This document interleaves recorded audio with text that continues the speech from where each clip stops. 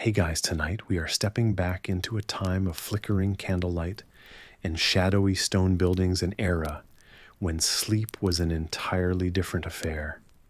Imagine yourself swathed in soft linens, perched among wooden beams, listening to the calm rustling of trees. You're about to experience the curious world of medieval sleep, complete with its odd practices and humorous superstitions. But be warned, you probably won't survive this. Well, at least not without a chuckle or two at the strange ways of our ancestors. So before you get comfortable, take a moment to like the video and subscribe, but only if you genuinely enjoy what I do here. I'd love to know where you're joining from and what time it is there, so leave a comment with your location and local time.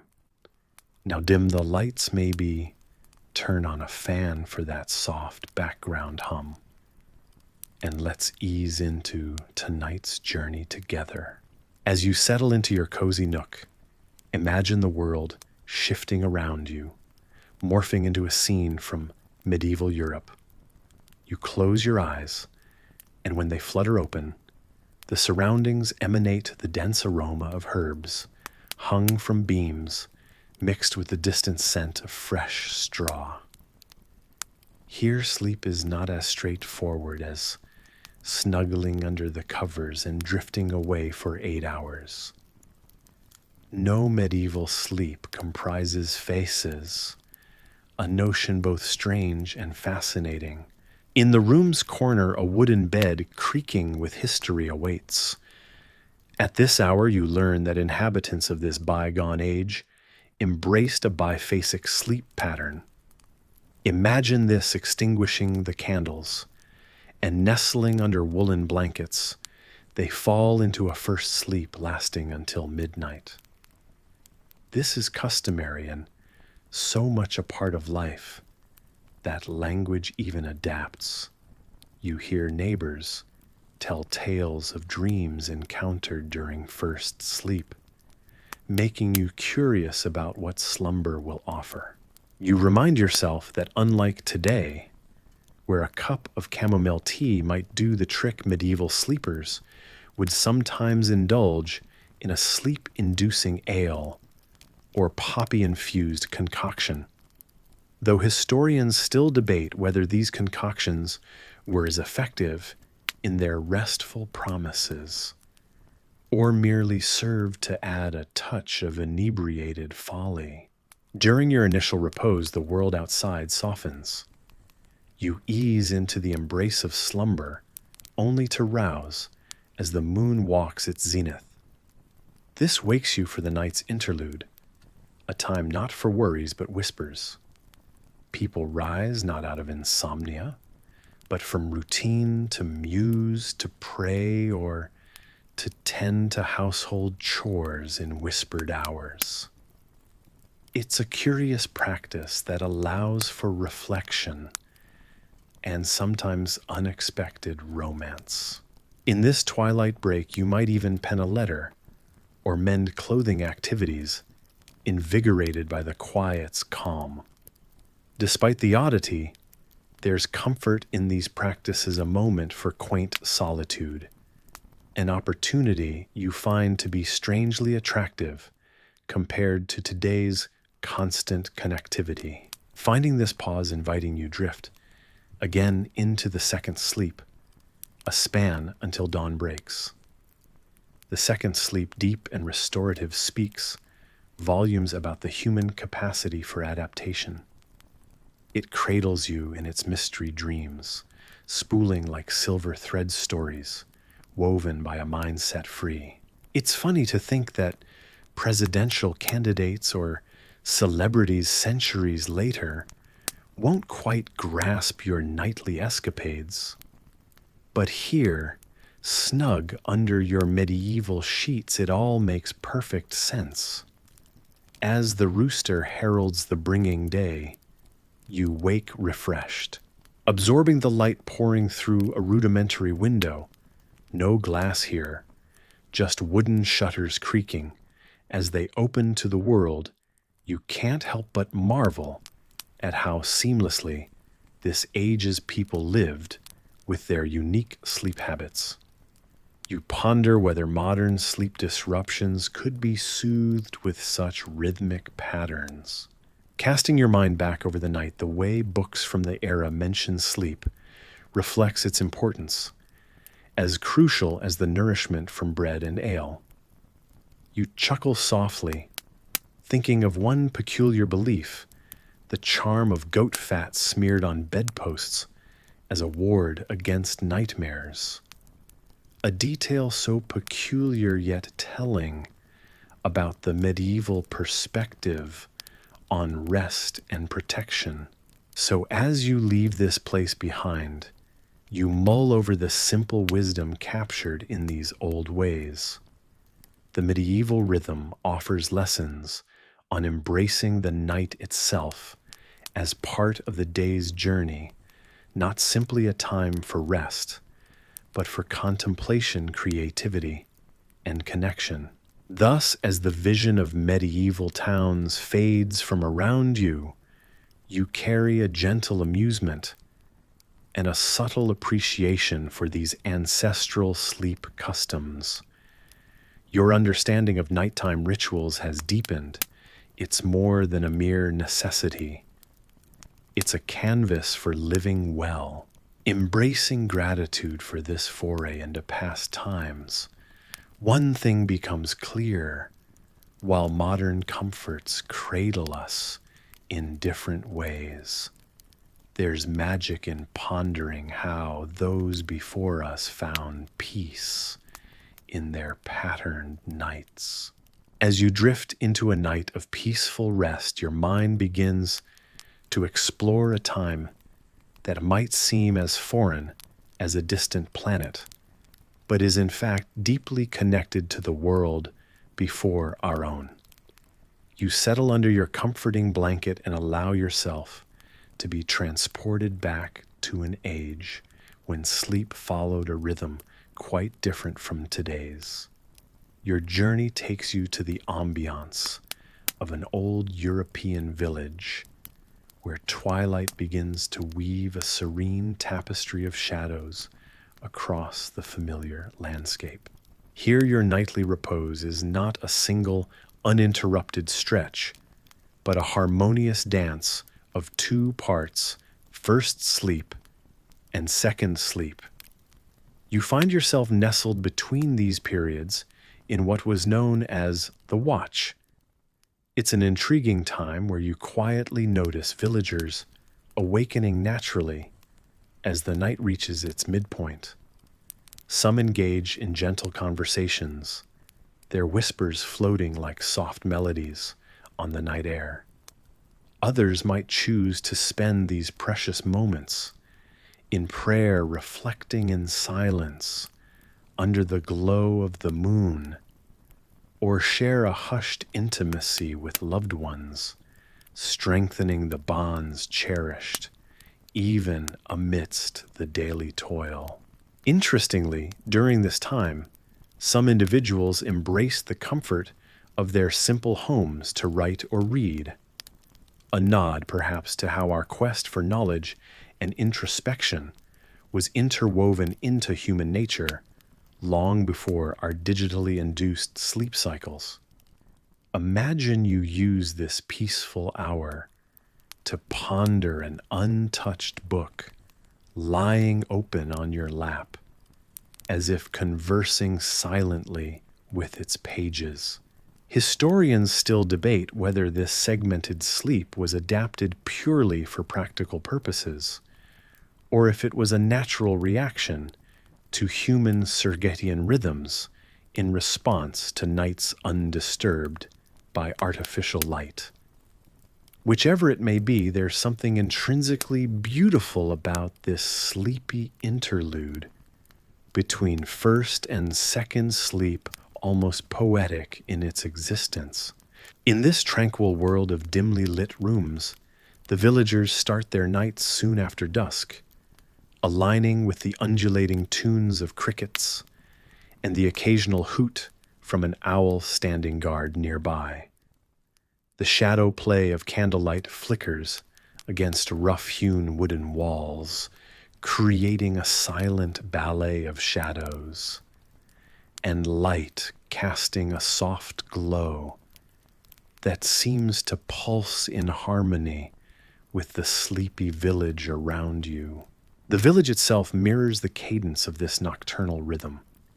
Streets lay still under the watchful eye of starlit skies, and the gentle hush is occasionally punctuated by the lowing of cattle or the rustle of a fox sneaking through moonlit pastures. Even in slumber, the village feels alive, connected in the communal fabric of shared breaths and dreams tucked beneath humble roofs. Unsurprisingly, this way of sleeping wasn't bound to a mere survival ritual. Forgotten in the vibrant glow of today's insistent lifestyle is the art of listening to our own rest. And yet here, in this soothing interval, you are reminded of practices long past echoing with warmth, much like a comforting lullaby sung from the heart. And while some use this time between sleeps for gentle productivity, others yield entirely to the tender embrace of bed and blanket, allowing themselves to languish luxuriously in the intermissions of night. Such an era, you think, when sleep was considered versatile and flexible, almost ceremonial, signifying how daily life, simple yet profoundly connected, was woven intimately with nature's own cycles. This reflection is a reminder of how adaptive humankind has been throughout the eons, responding, evolving, and adjusting like sleep itself, whispering to hearts that pause between dreams. With a smile touching your cheeks, you gently drift into the depths of the second sleep, as did those from our shared past. The watch period remains a whisper in your mind, inviting you to dream of a night that feels uncannily familiar. As you breathe deeply, the older yet somehow timeless patterns wrap around you, guiding you softly into rest, weaving the stories of yesterday into the dreams of tonight. Your eyes flutter open as you find yourself in a dimly lit room filled with the scent of age-worn wood and the distant echo of crickets chirping in the night. You are in a medieval home where simplicity and necessity define the way of life. Tonight, your adventures through history bring you into an intimate exploration of bedtime extremes in a world untouched by the comforts of electricity or central heating. You step softly across rugged stone floors, feeling the coolness beneath your feet until you reach a modest sleeping area. Here the bed is merely a straw pallet laid down upon dirt floors covered with rough-spun linens. As you lie down, the stabbing sensation of straw through the thin fabric is surprising yet somehow reassuring in its authenticity. This is how many peasants of the medieval period found rest after a long day's work in the fields. Sleep isn't just rest here. It's a necessity honed by the cycle of the sun and the rhythm of toil. You almost chuckle as you consider the reality of life back then, a time when a simple straw mattress was considered a form of luxury, but you probably wouldn't survive a night on this, assailed by mice or other less charming critters.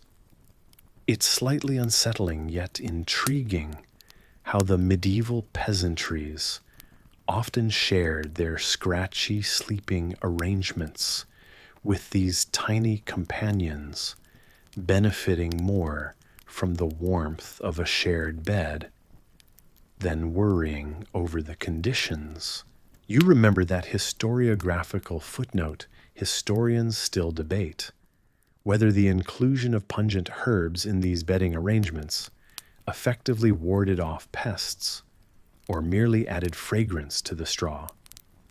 Whichever defends you surmise that they were certainly better than nothing, at least bearable enough to lull weary bones to sleep.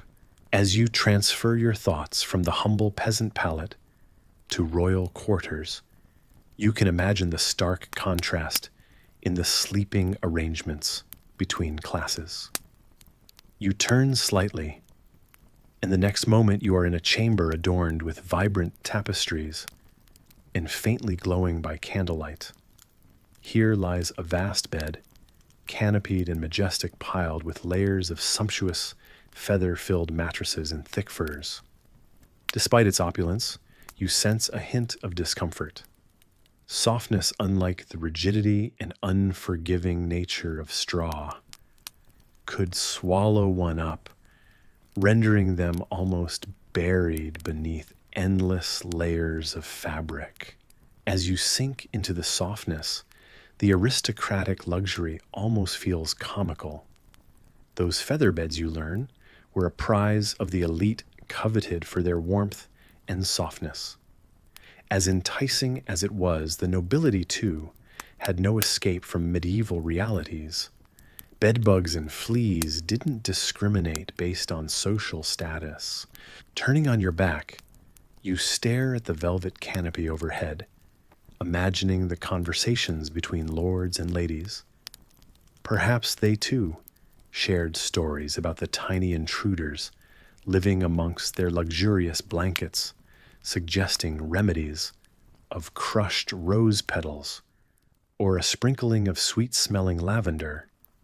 Here lies another academic uncertainty. Did these fragrant solutions mostly mask odors or genuinely deter pests? The stuff of intrigue and speculation, much like the layers of history you peel back. The narrative of space becomes apparent as you consider how these beds bore witness to discussions far removed from the privacy we take for granted today. A lack inherent to the times meant that sleeping chambers often doubled as gathering spots shared by families and occasionally guests or servants. Privacy was a luxury few could afford, whether on a humble floor bed or majestic feather materials. In the confines of medieval walls, where social lines blurred over the need for warmth, beds became communal spaces. You find it almost comforting, this unexpected reminder of interconnectedness, devoid of the separation modern life so often insists upon. The memorable feeling of being all together in a world where personal space was less a right and more a test of endurance and shared existence. Specters of time whisper around you like the gentle breath of a night wind, painting images of lives gone by. Here, the bed becomes a tapestry of experiences, stitched together by endless nights of shared stories, daily trials, whispered secrets, and perhaps even quiet dreams, spun into the silvery threads of moonlight.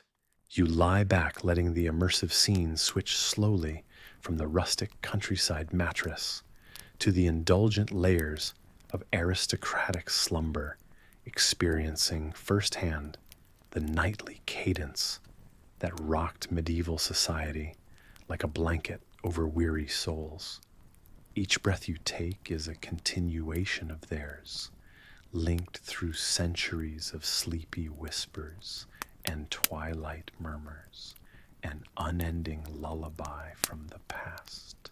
As your mind drifts further into the melodic harmony of history, you find yourself caught between epochs, each remarkably different, yet in essence telling the same story, the universal quest for rest, amid countless backdrops of reality. Through this, you sense a kindred connection with those who came before, bound by the common thread of their nightly retreat to dreamscapes under the same starlit heavens. Tonight's journey offers you not just a glimpse into their world, but an intimate echo of life in those times, a soft call to rest, just like the aged echo of crickets outside, leading you gently into the serene embrace of sleep. As the evening breeze gently rustles the leaves outside your window, you find yourself nestled cozily in bed, the soft glow of a nearby lamp casting warm shadows on the walls. The world feels peaceful and still, the perfect setting for tonight's tale to unfold. Once upon a time, in an era where the line between day and night was starkly drawn, not blurred by the glow of smartphones, everyday rituals of rising and resting held a rhythmic certainty dictated by the natural flow of sunlight and shadow. In this distant past, as the day began to dwindle and the sky blushed with twilight hues, you would find people preparing for night, a time of rest and reflection.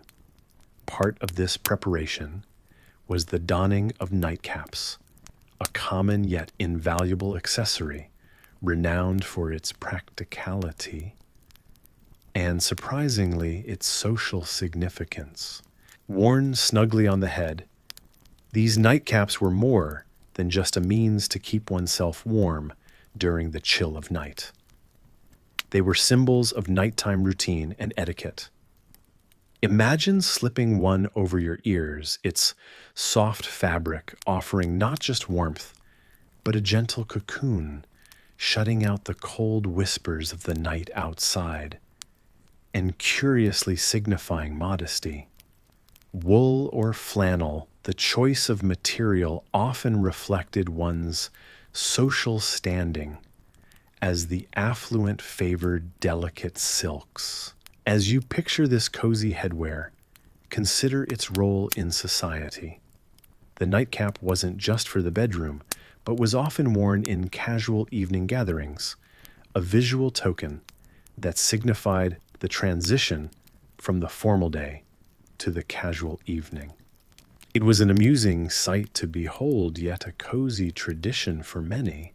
While the head was snug and warm, the body was cradled within tunics, common sleepwear, that was as much about comfort as it was about necessity.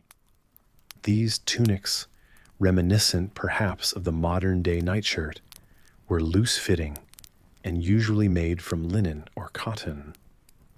Their simplicity belied an unspoken level of comfort, a gentle hug from sleepy past hours.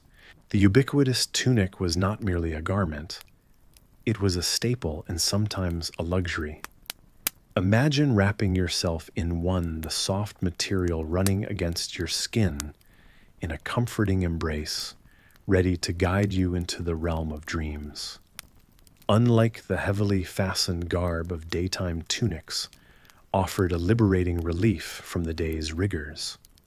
Historians still debate whether certain tunic designs denoted particular statuses or occasions. Was your white, unadorned tunic a sign of modesty or simplicity itself? These elements of nightwear, nightcaps, and tunics bespoke a culture that embraced the subtleties of comfort and social interaction. How strange to think that in a time before central heating and instant connectivity, the simple act of getting ready for bed entailed such thought and specificity.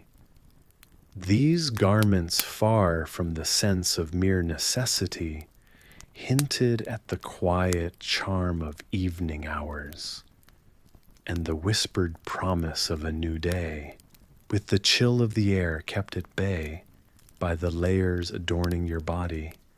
You can almost hear the hearth crackling softly in the background, just as it would have in those times gone by.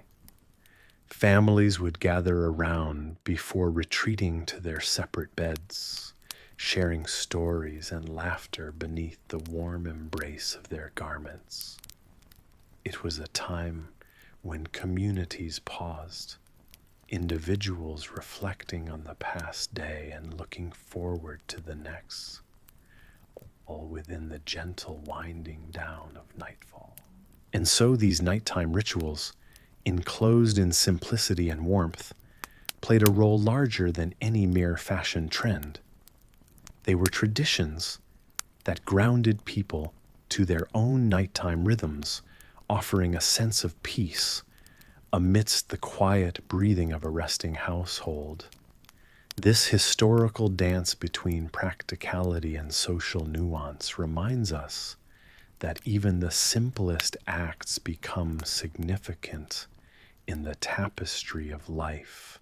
The nightcap, in its unassuming way, held much more than heat within its fibers. It housed tales whispered from parent to child, and the muted laughter of families bound by shared moments.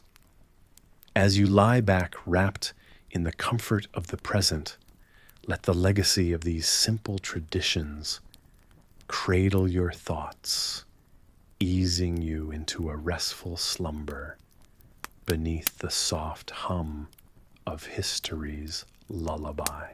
As the story lulls you closer to the edge of dreams, your own room feels like it was part of that past, a gentle, silent witness to the age-old traditions that held so much warmth.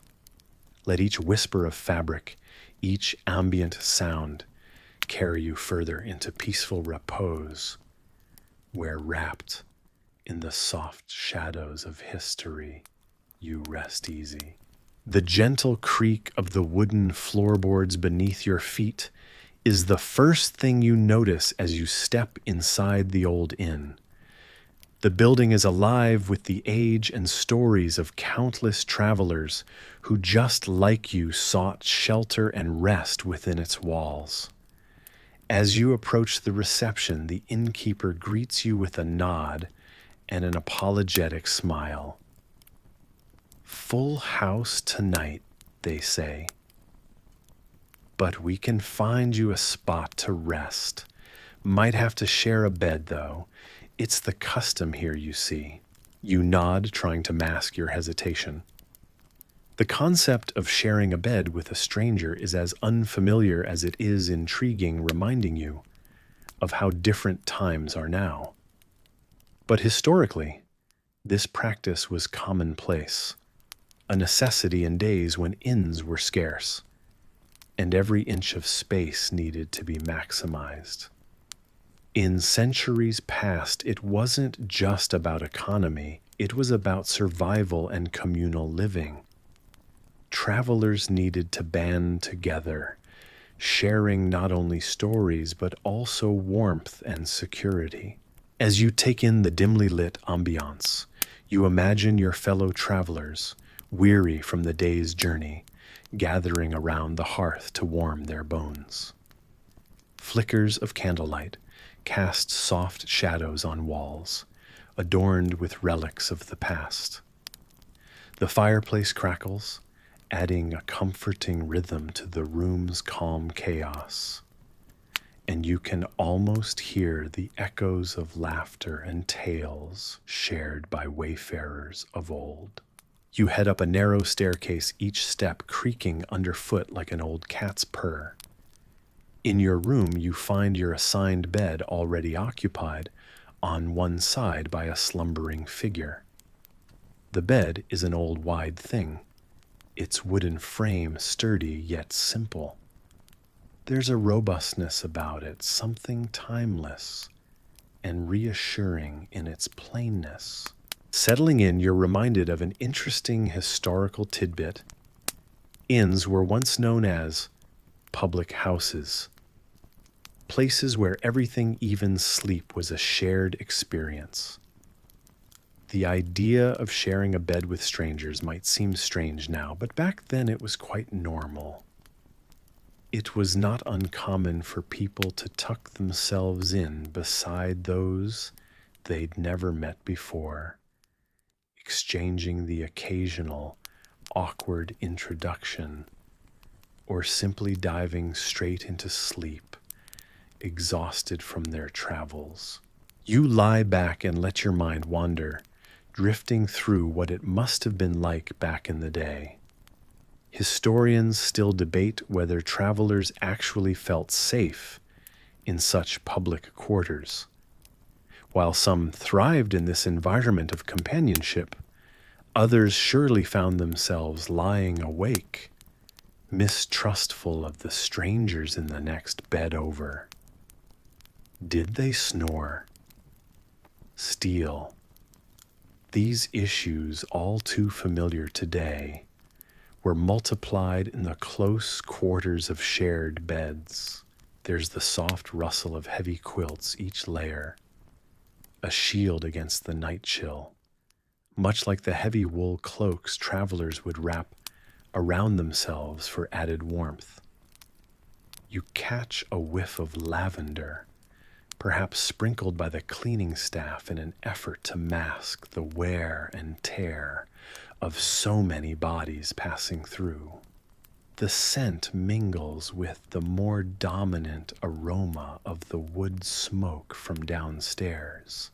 Just as you're about to drift off, the person next to you shifts and lets out a soft snore. It's a sound reminiscent of a distant bear cub, and you chuckle quietly to yourself. Snoring was as much a hazard back then as now. Travelers often shared tales of ingenious, snore-busting techniques. One particularly interesting method involved binding a snorer with cloth, a curious solution lost to time. Yet as your eyes flutter closed, you find a certain charm in this antiquated tradition. In an era where individual privacy was a luxury, people formed bonds in the most unexpected ways. Despite the risks of theft, yes, stories abound of travelers waking to find their meager possessions mysteriously missing many surely found kindred spirits, or at the very least momentary allies in their journeys. As your breathing steadies, your thoughts turn to the sense of camaraderie in those times. There must have been something deeply human and connecting about sleeping next to someone, even a complete stranger. The trust it required engendered a sense of community, even if it was just a temporary one-night affair. Did they dream of home like you? Or perhaps of the new horizon they were seeking? One thing you know for sure is this: each of those travelers tucked snugly next to a stranger drifted off to the same lullaby of night sounds. You now hear the whisper of the wind outside, the creak of old wood settling into rest, and the quiet murmur of dreams just beyond reach. You let your thoughts settle, embracing the unfamiliar comfort. In medieval times, as the day folded gently into night, you found yourself tucking into bed under a thick woolen blanket that promised warmth against the chill. The room was quiet, save for the faint crackling of a dying fire. These were times of mysteries and superstitions, and as such stories go, you lived with a paradoxical mix of fear and faith, a strange cocktail that often left you baffled, but more importantly, cautious. Tonight, much like every night, you prepare to say a prayer, a common ritual then to safeguard your soul against the unknowns of sleep and the potential embrace of death. The air was dense with uncertainty, not unlike the haze that cloaked vast medieval landscapes under moonlight. Back then, life's parameters were defined by faith and fear enmeshed in a tapestry of spiritual beliefs and mystical practices. The act of praying before sleep wasn't just a soothing ritual. It was an insurance policy for the soul, a buffer against the unpredictability of the mortal coil.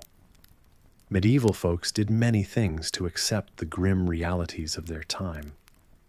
And so you recite ancient words, whispered like a protective mantra, every syllable a shield against the uncertainties of the night. You lie back, close your eyes, and think momentarily about the fragility of life in these medieval times.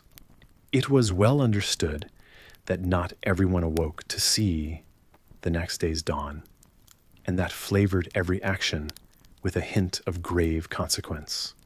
Still, there's a peculiar comfort in this ritual, a tether to something greater that is hard to describe, but instinctively knows to calm the racing heartbeat. Historians still debate whether these prayers were strictly religious or laced with cultural superstitions.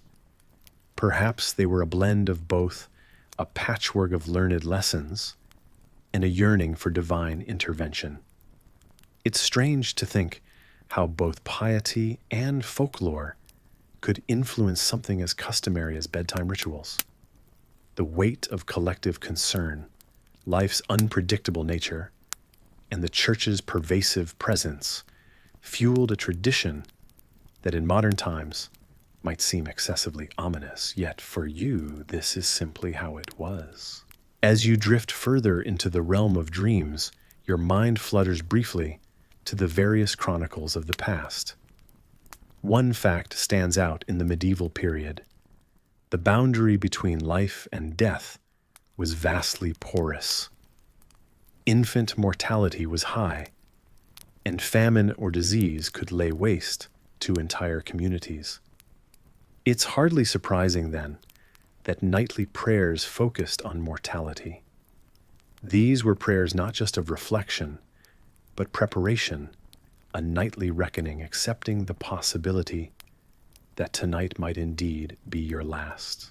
The gentle hum of history resonates as you think about Martin Luther, who was known to consider the nightly act of prayer indispensable.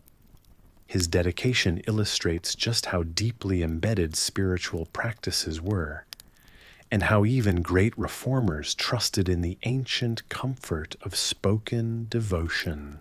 It's these echoes of the past that guide you now, allowing an unusual peace to settle over your mind. A surprising detail dances into your thoughts. Some people believe that saying certain prayers backward could invite demonic spirits into your home. It's an unsettling possibility that you quickly push away thinking instead of the angels that were believed to stand watch over sleeping souls. This belief reaffirms your resolve that the words spoken tonight carry meaning beyond the physical, offers reassurance against any lurking fears. Underneath it all lies an academic uncertainty of sorts that adds depth to these historical whispers. You muse about how accurately these medieval practices and beliefs are depicted in documents and records. Were people as afraid as the narrative suggests? Or was this overlay of fear more folklore than fact? You're left with the comfort of shared tradition, a human continuity across the ages, which you'll carry forward with you as you slip into sleep. Your breathing steadies as thoughts blur. Darkness wraps around you like a cocoon, not of despair, but of peace. The medieval world, for all its dread, knows how to soothe as much as it unsettles, turning potential paranoia into powerful protection. The night embraces you now not as a threat, but as an ancient friend, silent, patient, and timeless. In the quiet, dim light of a candlelit room, you sit with your head resting on your hand, eyes slightly drooping, yet curious as the monks around you engage in hushed conversations. The air is thick with mystery as you overhear snippets of their exchange, each word weaving together a fabric of divine wonder and demonic dread. Tonight you're part of a time-honored tradition where dreams are respected as potent, enigmatic messages, conduits between the earthly and the celestial.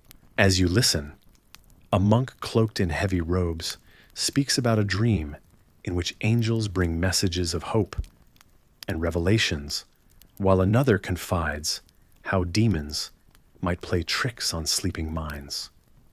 You find it peculiar how dreams, those nebulous specters of the night, can dance with such gravity in the minds of these learned men.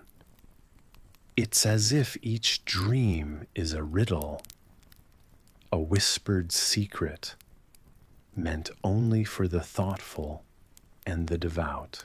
The belief you've stumbled into is one that, throughout history, has been deeply ingrained in cultures far and wide. The Middle Ages in particular were rich in this fervor, with theologians poring over every detail of these nocturnal visions. Dreams were not simply illusions flickering in the dark recesses of the mind. They were considered divine texts to be read with utmost care and reverence. You chuckle softly to yourself as you imagine the grand library of dreams, volumes upon volumes of nightly escapades to be studied at leisure. Yet not all was serene in this realm of dreams. The conversations take a somber turn, voices lowering as they discuss the dark side of these nocturnal narratives. Demons, it seems, were as frequent visitors to dreams as the angels themselves. The mere suggestion sends a small shiver down your spine, a whimsical reminder that this adventure might not be all angel wings and heavenly light. Will you perhaps be visited tonight? Historians still debate whether these dreams were mere reflections of the day's events or something deeper, a probe into the vast mystery of the subconscious. But the medieval mind held fast to the notion that dreams were in fact messages from God or manifestations of the devil's trickery. You find it fascinating the certainty with which they interpret these visions, where modern skeptics see only neurons firing without direction.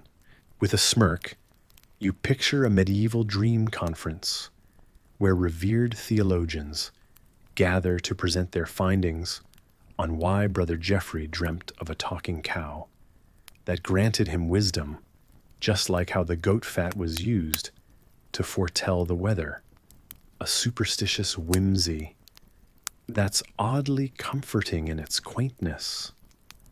The monks delve into dream interpretation with fervor, flipping through tomes of celestial guidance, as if solving the greatest puzzle the universe has ever presented.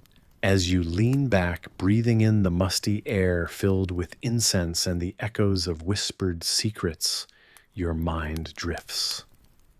You begin to understand that in these times, dreams served as bridges, connective threads between the mundane and the miraculous.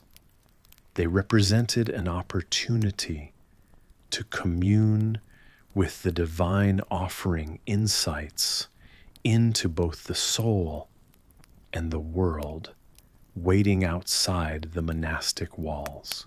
Slowly, the narratives become gentle, settling into a rhythm that calms you, coaxing you deeper into contemplation. As the fire in the hearth crackles softly, you catch snippets of Latin phrases, their meaning as elusive as the ethereal dreams being discussed. It's as if time itself feels slower in this place, each monk's voice like a lullaby pulling you toward a restful peace. You let your eyes drift shut, not wholly listening to the analysis, but rather to the melody of human curiosity, a curiosity as old as time itself. It's this delicate balance of faith and uncertainty, belief and doubt, that makes the air alive with promise, just as it nurtures the garden of dreams growing softly in your mind. It's not long before the flow of conversation fades into tranquility, leaving you to rest, contemplating what message might arrive in your dreams, delivered on angel wings or whispered by impish demons. As the night draws in and the chill of the evening air settles over the rustic landscape, you find yourself in a small, dimly lit cottage perched on the side of a gently sloping hill. It's the 16th century, and you're living the life of a peasant farmer. The days are long and filled with hard work, but as the darkness envelops the countryside, you are drawn towards the crackling hearth, where a modest fire burns, warming the room with a flickering glow. The cottage is snug, yet bustling with life. The sounds of rustling and gentle snorting fill the air, for you're not alone in the room. Here you share your space, not only with your family, but also with a lively group of animals. You've gotten used to this nightly routine. These unexpected companions have become part of your extended family. History sees you as pragmatic for the reality of cold nights, and the absence of central heating demand creativity. It's here where dogs snuggle close, their warm bodies pressed against yours, providing comfort against the biting cold. Pigs, surprisingly, have also found their place in this nightly ritual. Their earthy warmth is a boon, though they don't lack a certain farmyard musk. Your world is woven with companionship and practicality. While modern comforts may paint a picture of solitary beds in your time, community living extends into the night, encompassing those with paws and hooves. Historians point out that this mingling was common practice, a seamless integration of man and beast where survival and comfort interlace. As you lie down, the wooden floor creaks softly beneath the weight of shared years. You tuck a well-worn blanket around you, careful not to disturb the dog curled at your feet. It's not just warmth they provide, it's a palpable connection to the cycle of life that defines your day. Yet it's not without its drawbacks. You've often awoken to the boisterous barking of an alert dog, eager to ward off imaginary intruders, or perhaps jostled by a pig seeking a cozier spot. This nightly concert, amusing as it might be, can sometimes test your patience. And then there's the hygiene factor. Your humble abode is not exactly the pristine haven you might aspire to. It's more of an eclectic blend of animal scents, earthy remnants of a day's work, and the faint aromatic traces of evening meals. It's a rustic ambiance befitting your rustic lifestyle. Comfort varies like the shifting seasons, and you adapt as naturally as breathing. The sense of connectedness outweighs the occasional cacophony, or so you remind yourself while finding a more agreeable position for sleeping amidst the mild snoring orchestra. It's said that this arrangement wasn't purely out of necessity, though many would scoff at the idea today. Some tales suggest a particular fondness for the company of animals, speculating whether this bond was an extension of the deep respect and reliance on these creatures during the waking hours. Historians still debate whether it was affection or function that spurred such arrangements. Tonight, as you close your eyes, soothed by the warmth, both human and beast, you drift on the cusp of dreams. You revel in simple pleasures enveloped in a reverie where laughter and light abound. You might chuckle softly to yourself about the curious realities of farm life that blend the remarkable with the mundane. In these quiet moments, you're reminded of the duality of peasant life, a dance of hardship and simplicity that shaped the rhythm of each day. The animals at your side are a testament to that cycle, grounding you in a world where warmth is both a luxury and a necessity.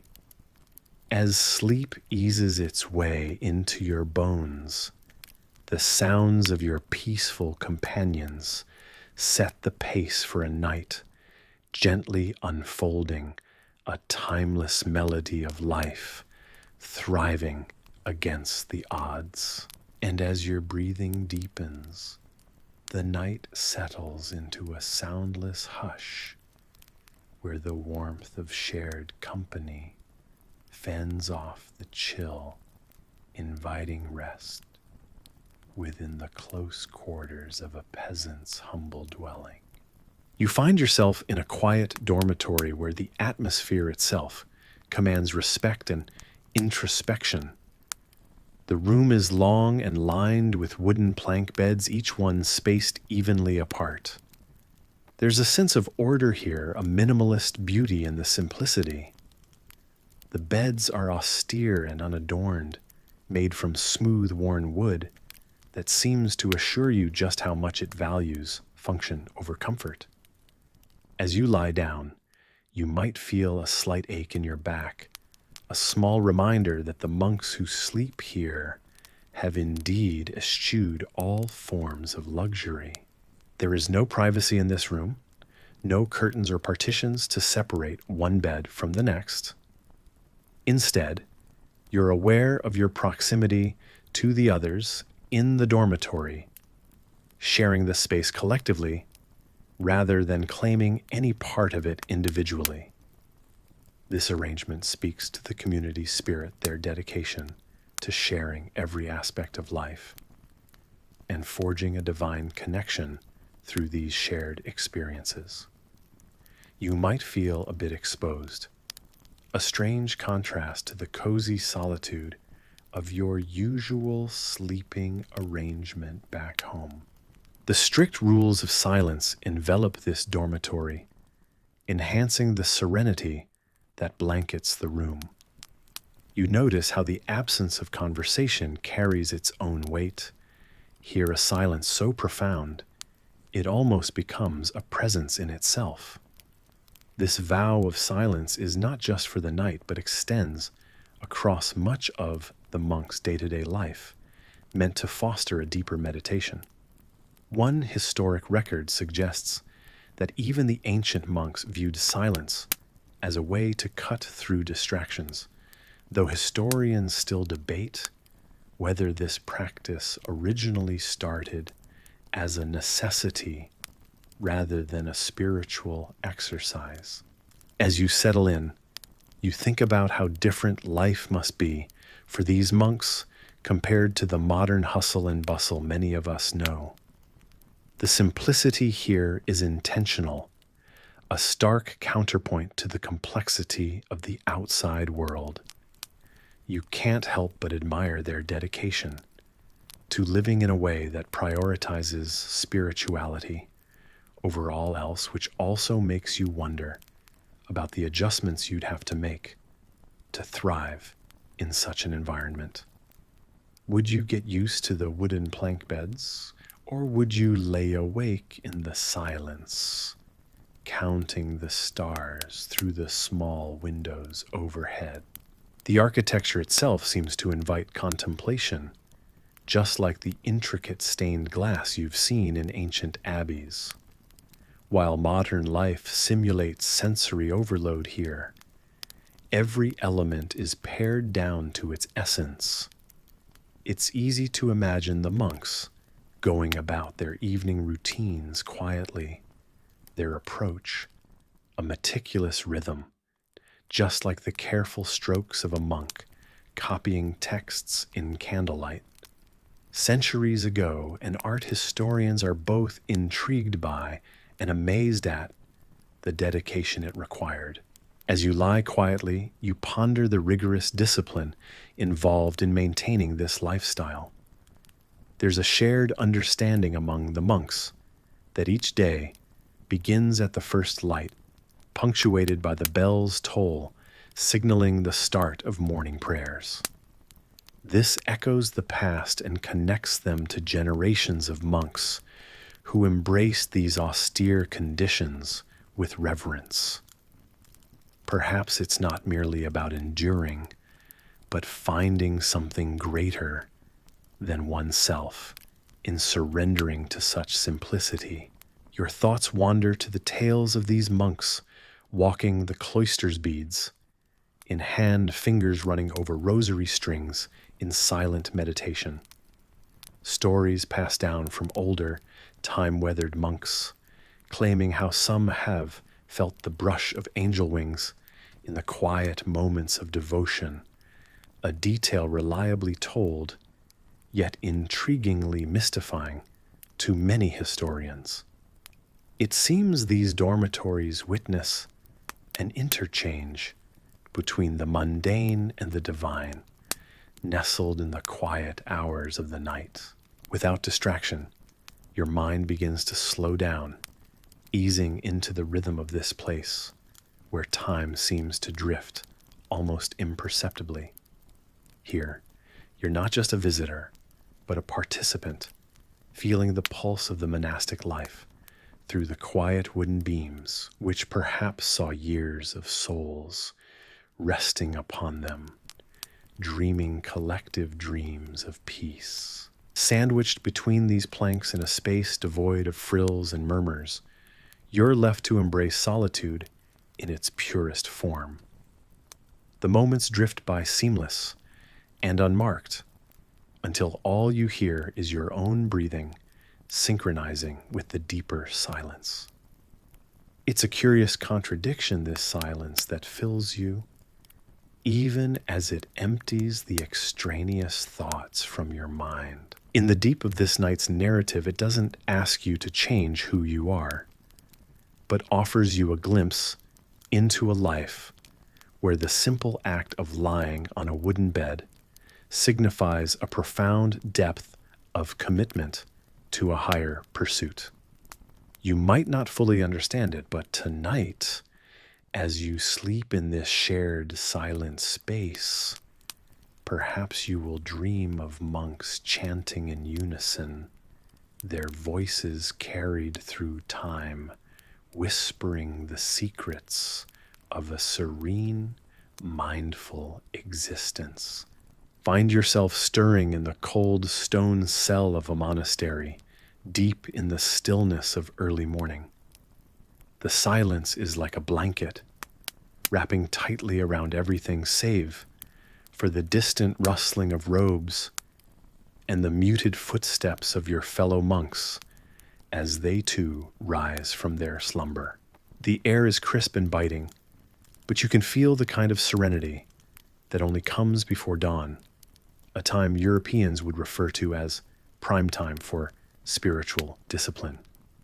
You slip quietly out of your modest straw bed, the rough fibers leaving an imprint on your skin, as if to ensure you don't mistakenly drift back into the warmth of sleep, a luxury that's considered an indulgence here. As you make your way down the dimly lit corridors towards the chapel, your sandals softly slap against the stone floor. You pass by flickering candles that seem to cast more shadow than light, throwing shapes that dance along the ancient walls. These companions of solitude illuminate your path toward Matins, a prayer service that's part of the monastic liturgy of the hours. Matins, you recall, is rooted in tradition and must be observed before the first light of dawn, a testament to the monk's discipline. Fittingly, the word Matins has origins in the Latin Advent, a term still debated today, whether it simply indicates the arrival of dawn or suggests a more divine awakening, like a call from the Almighty Himself. Inside the chapel, the air feels different. It is almost as if it hums with a reverence that time itself might envy. The stone arches overhead guard the soft whispers of history, and the smell of burning incense weaves through the air, barely masking the earthy chill that permeates every beam and corner. You gather with your fellow monks, each of you wearing a habit that's seen better, less austere days. These are men committed to a life of contemplation, rigorously adhering to schedules they believe bring them closer to the divine. Your daily routine consists of seemingly simple tasks that are anything but farming, cleaning, praying, all performed under the ancient rule of Saint Benedict. Silence is a valued companion here, not an absence of sound, but a medium of focus and solemnity. The monks around you share this silence, their presence, a tapestry of intent, woven from shared purpose and quiet determination. There was once a rumor, you remember, with a brush of internal amusement, that some monks tied a string from their early sanctuary to the bell tower, just in case wayward eyes dared to close for even a moment during prayer. It's surprising, yes, but rather effective, and speaks to the resolute discipline demanded in these medieval monasteries. Historians continue to discuss whether such tactics were widespread or merely the fantastical imaginations of those long wandering eyes. Yet here you stand, your eyes unfalteringly open, reflections of candlelight priestly flickering within them. As Matins begins, the soft murmur of Latin chants fills the chapel. The harmony of voices echoes off the stone walls, creating an ethereal music that seems to lift and lighten the burdens of the human spirit towards the heavens. The chants are punctuated by moments of silence, pauses, as though the world itself drew breath before the next wave of sound sets forth its gentle tide. One section of the chant always gives you pause. It's the bit where the psalmist proclaims a morning dew on the grass as a metaphor for divine grace covering humanity. It's both poetic and oddly gentle, especially coming from a time when poetic whimsy wasn't exactly front-page news. As this unique blend of sound and silence rolls over you, there's a serenity that cloaks your senses. It's as if, for these moments, you've entered a timeless space, a sequence out of the world, removed from the hustle of human concerns and histories. Here you are, both everything and nothing. With the Matins coming to its close, you feel a warm tide of affection and gratitude rise within you. Hard conditions aside, you embrace the simplicity, the purity of a life dedicated to prayer at these odd hours of the morning. It's a reminder that there are places where time itself bends to the will of spiritual dedication. The ritual concludes, the monks begin slowly filing out, weaving back through the corridors to their cells. The world outside slowly wakes alongside you, light touching the edges of the eastern sky with the promise of dawn. Today, like every other day, will be full of work and prayer, of reflection and routine. But in the quiet of these early hours, you have touched something beyond measurement, beyond comprehension, a fleeting glimpse of eternity. You find yourself peering into the tapestry of time, gazing not just upon the immediate future, but feeling the weight and wisdom of the past. It's precisely how you imagine the notion of spiritual cleansing.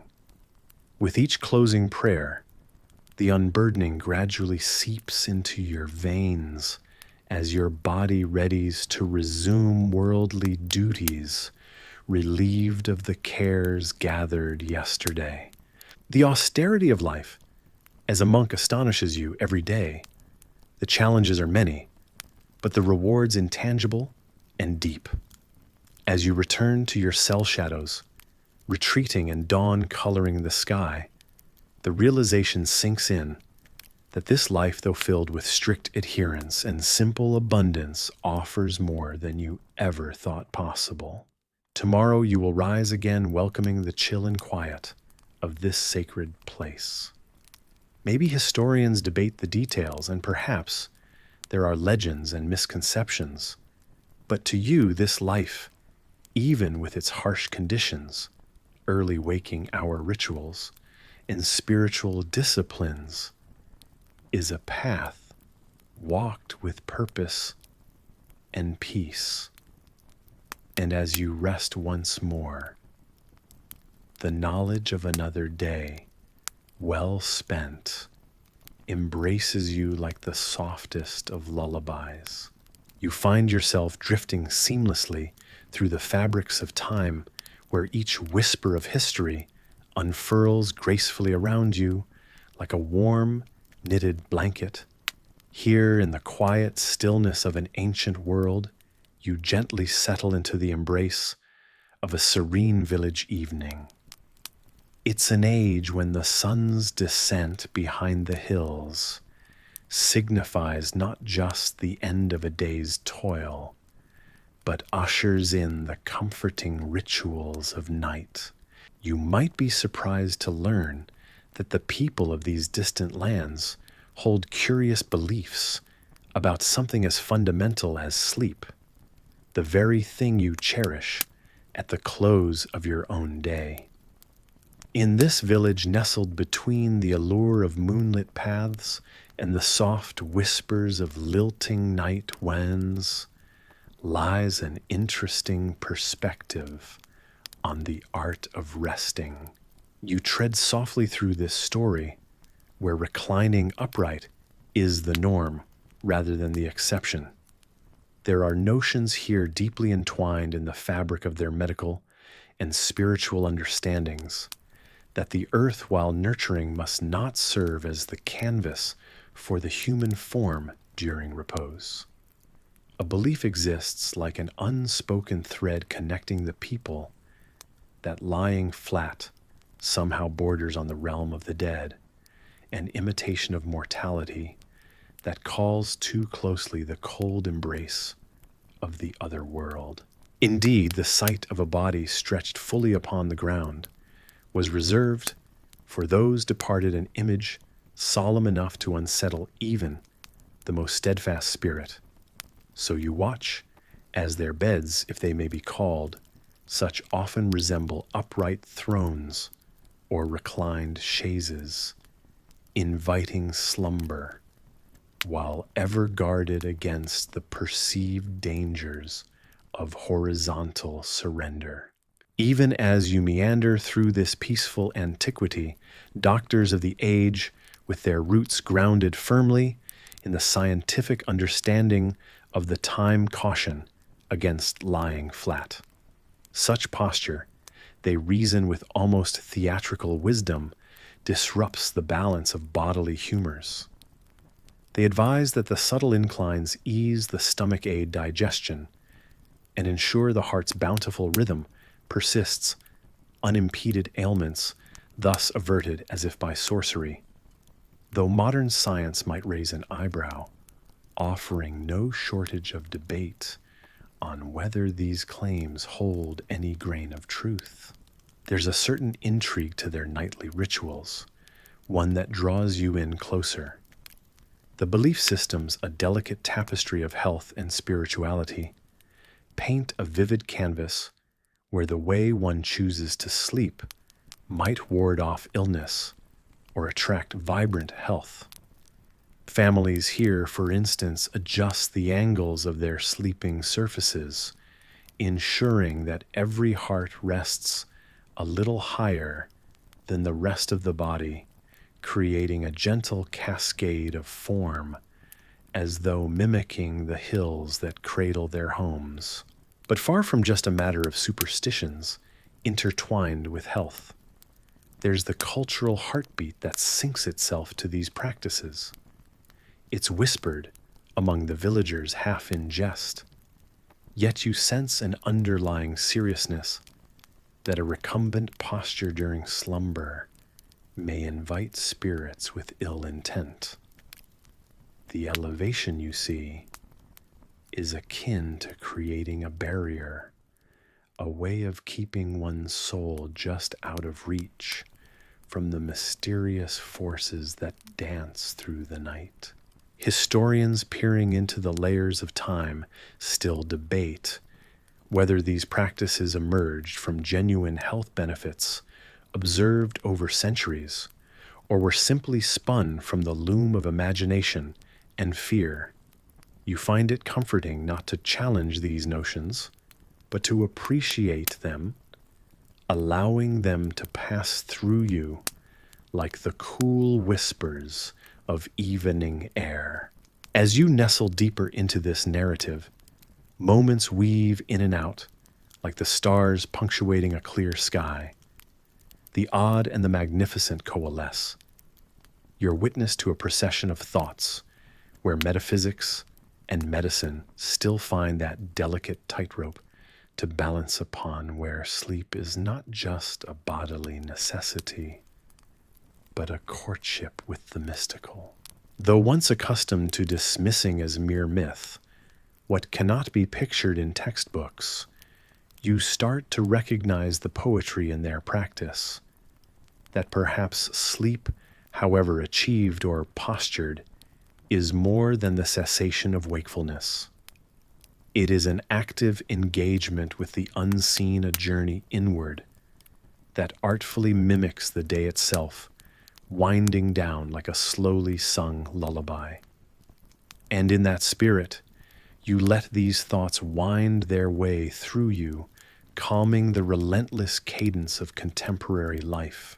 The village quiets further, and you choose a favorite spot beneath a drooping elm, where the breezes speak in lullabies of their own, and you find your own place amidst this world of storied slumber.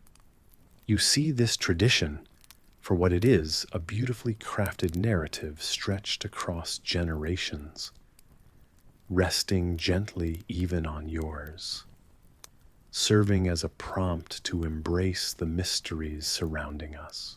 As stars like ancient watchers begin their slow arc across the night sky, you align your breath with the gentle rise and fall of this world, spun from dreams and whispers.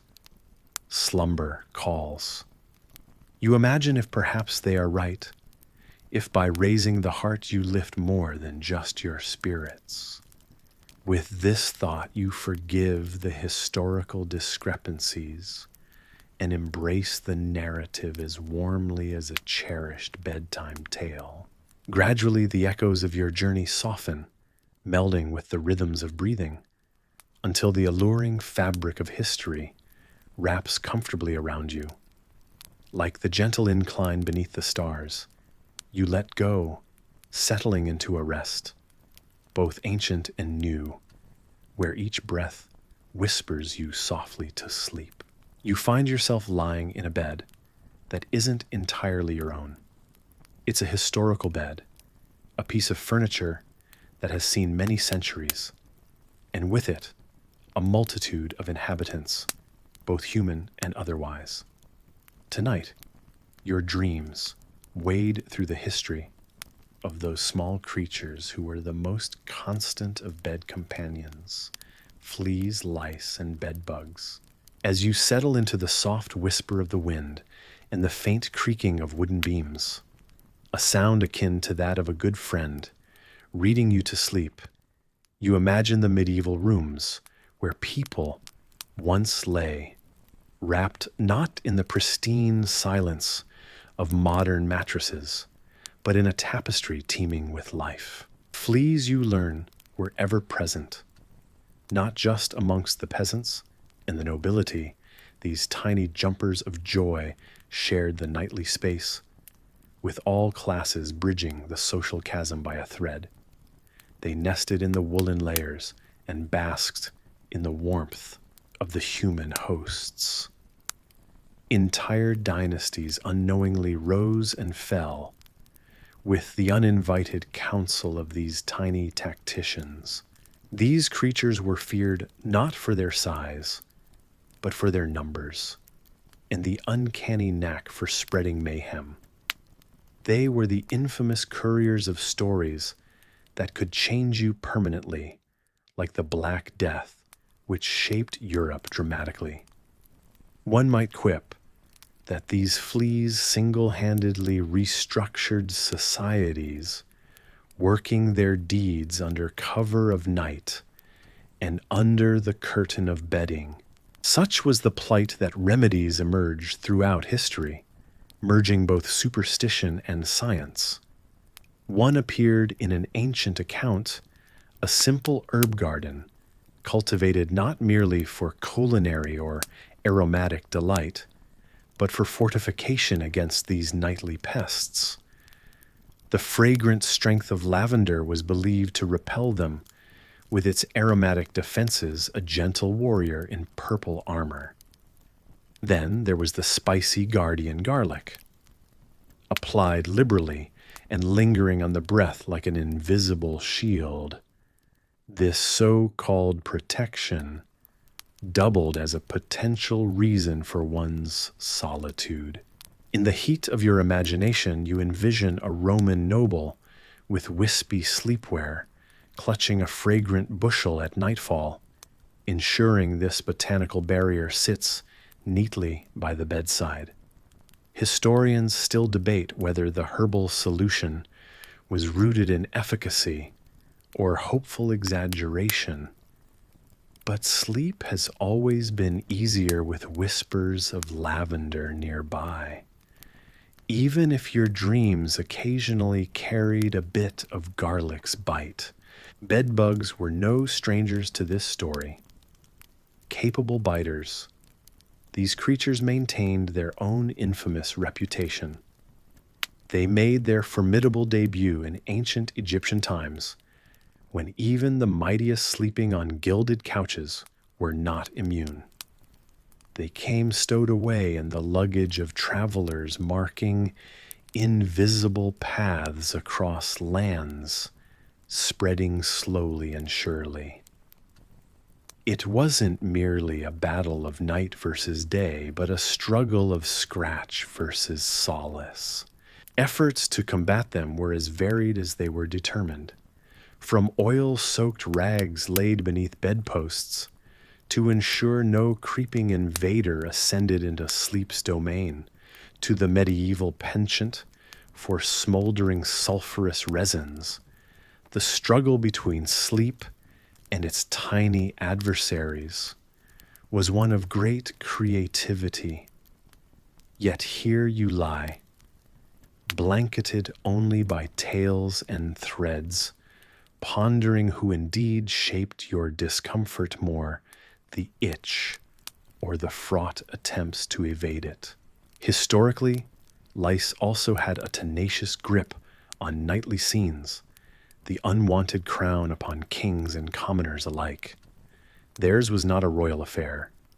Imagine the clinking of armor, only to exchange one armored foe for another, the armored lice moving from host to host with tenacity. Innovations for banishing these guests often involved more direct approaches such as the drastic shearing of hair, leaving one reminiscent of a seasoned monk.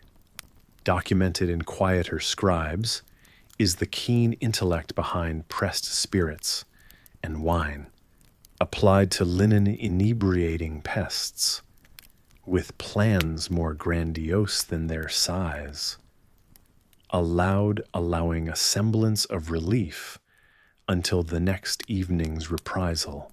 All these methods showcase humanity's persistence to find peace amidst a myriad of interruptions.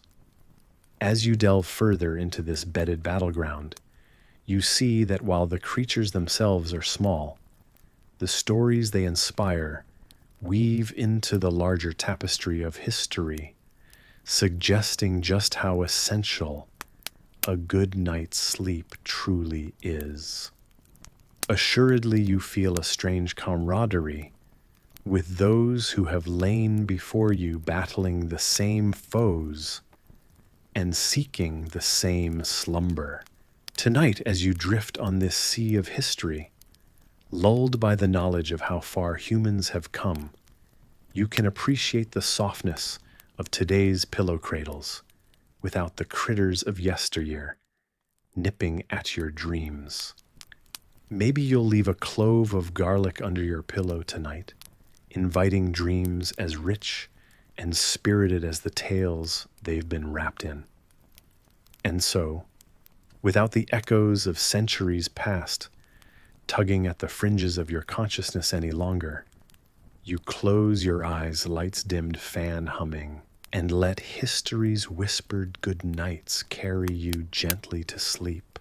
As you settle into another night, imagine yourself in a distant time and place where the air is thick with the anticipation of tomorrow's dawn, a dawn that might bring peace or the clamor of battle. You're wrapped not in the warmth of your bed, but in the chill of a medieval war camp. Around you, the ground is littered with the sounds of exhausted troops bedding down on the hard earth, whispers of unease mingling with the early night winds. Candles flicker, dimly casting shadows that dance like apparitions against the walls of makeshift tents. In this moment, you're not merely a passive observer. Instead, you feel the weight of history pressing softly on your shoulders, a weight that is a surprisingly gentle burden, like a heavy cloak on a cool night. The life of a night during wartime is as daunting as it is fascinating. Tonight, you're about to understand just how much. In front of you sit rows of knights men hardened by endless training and battles uncertain. It's not quite the romanticized image of knights lounging grandly in gilded halls of legend, but an existence marked by pragmatism and often gritty reality. Even sleep, that simple respite from the day's trials, is no simple affair. Nestled under the sky, you watch as these knights bed down in their armor. Yes, sleeping encased in hardened leather or chainmail isn't the idyllic image of a restful night.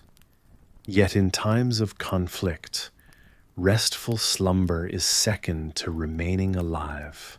Tonight you're draped in a lighter version of armor yourself, just enough to keep you reasonably safe without feeling entirely trapped in metal. You probably won't survive this, you think wryly as you wriggle to make yourself even remotely comfortable on the unforgiving ground. Indeed, the crude mattress of packed earth doesn't yield easily, cradling your form unwillingly. The metal against your skin is a cold reminder of the stakes. But beyond the tactile comfort or discomfort, there lies something far more unsettling. Every slight creak of your armor echoes in the night a spectral chorus. It's as if the air holds its breath with you waiting. Knights endure this for safety, knowing that light armor provides a fragment of protection against unforeseeable dangers lurking in the dark, a swift raid, an enemy's stealthy approach. Sleep might come, snatched between the shards of alertness. Historians still debate whether the medieval battlefield was truly as chaotic and disordered as popular media suggests.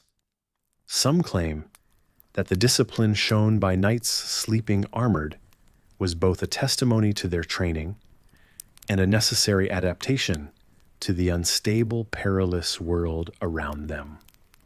An unsettling thought, perhaps, but also a testament to resilience and adaptability qualities found even in quiet, mundane acts.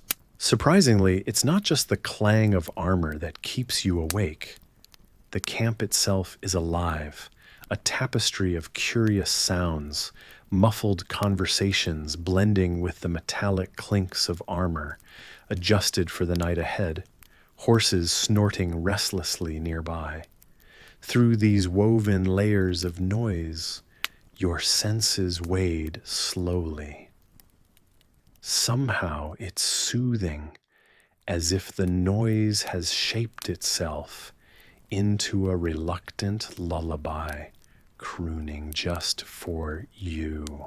Beside you, a fellow knight penned a message earlier to send back home. The text left open a warm splotch of candlelight orphan on the page. In it, he wrote about the strange comfort of this noise humorously, admitting it's a better companion than silence, silence too often preceding the shouts of battle. A peculiar revelation, yet true to many who experience war, where the absence of sound could spell danger. Surprisingly, despite the numerous unrestful elements, you're lulled by a feeling, a strange kinship with nights past maybe. Eventually, a drowsiness looms over, softened by the sounds that have now settled into a rhythmic pattern.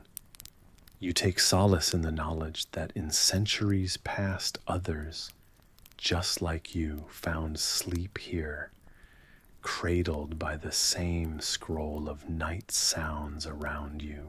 Here on the cusp of consciousness, you appreciate the practicality that marks this old world way of life.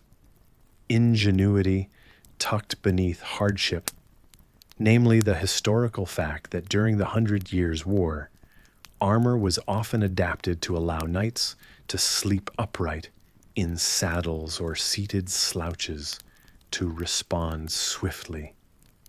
A delightfully odd adaptation, not what you'd expect, yet fitting in its twisted logic. Comfort in discomfort, safety in vulnerability.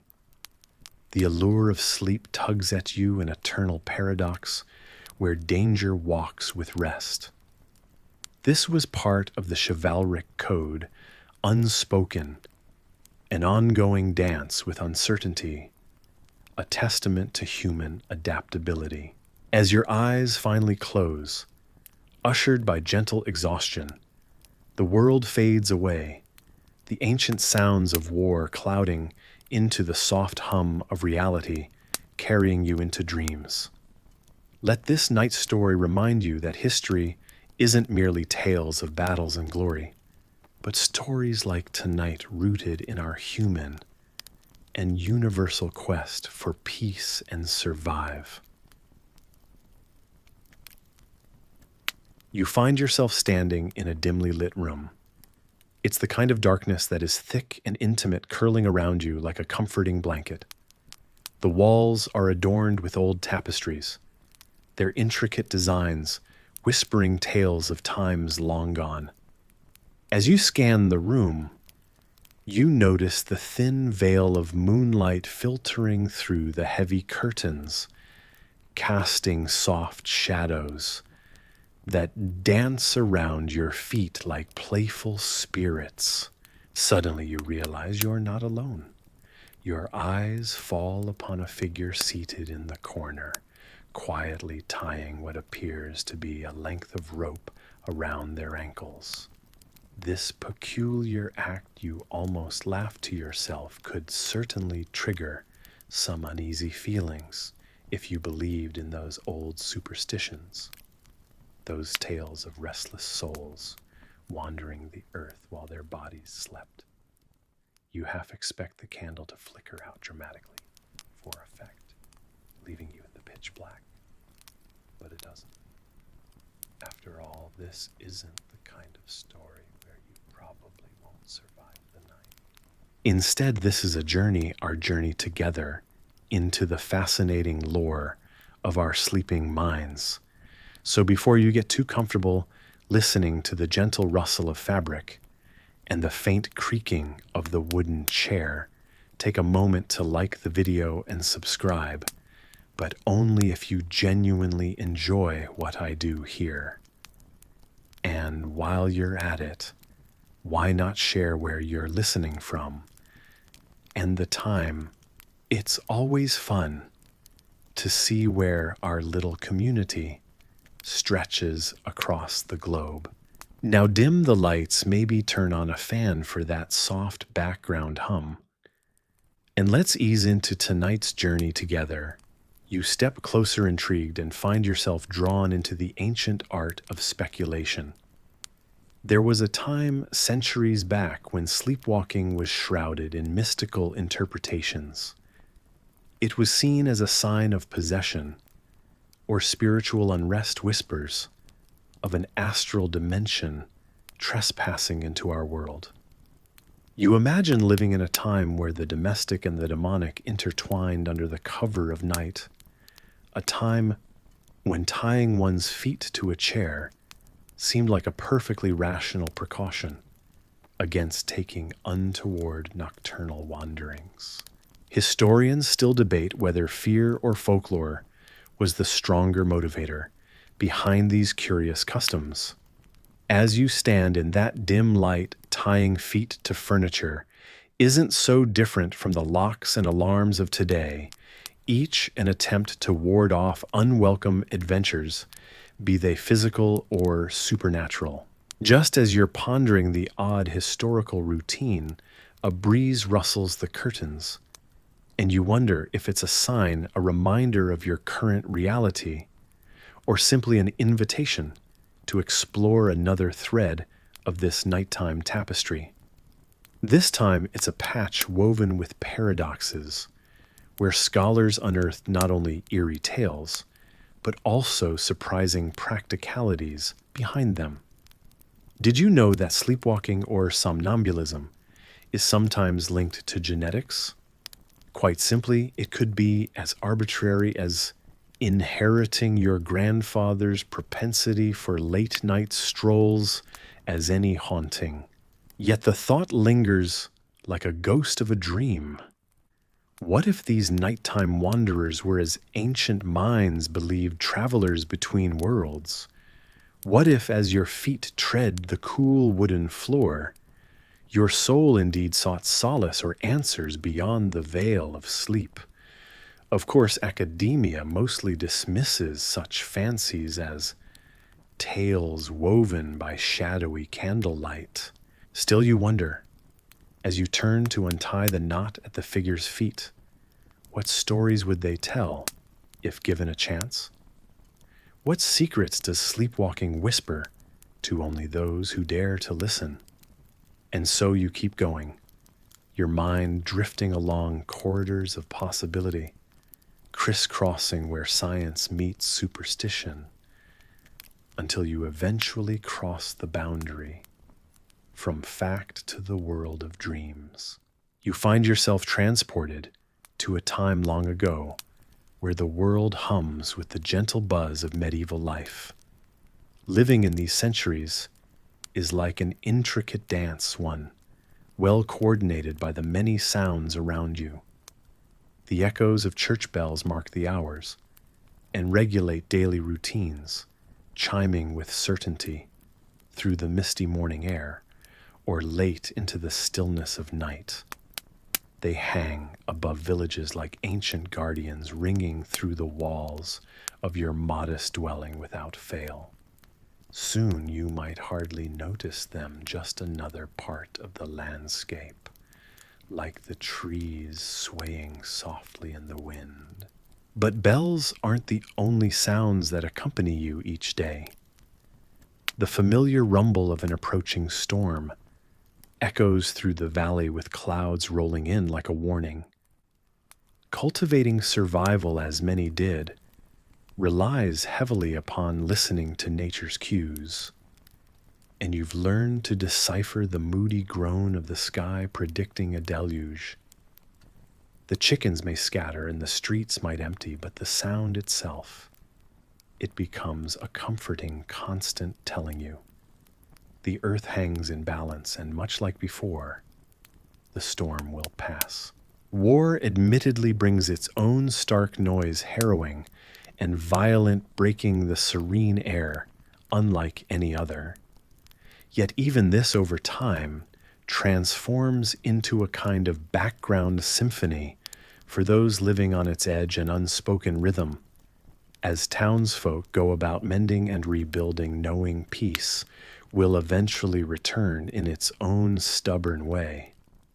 Historians still debate whether living amidst such chaos drove folks to find solace in these sounds, or whether the embrace of such noise was a testament to human resilience. A canonical truth remains life, then demanded that you find harmony even where it seemed none could exist. So when the merry resonance of festival music fills the air, merging with the low hum of chatter and laughter, or the rhythmic hammer on an anvil sings of industry and diligence, you let these sounds fold you into the medieval narrative. Suddenly a surprising detail startles your perception. The village is alive with a cacophony that should be discomforting, but instead finds balance, mimicking a form of white noise.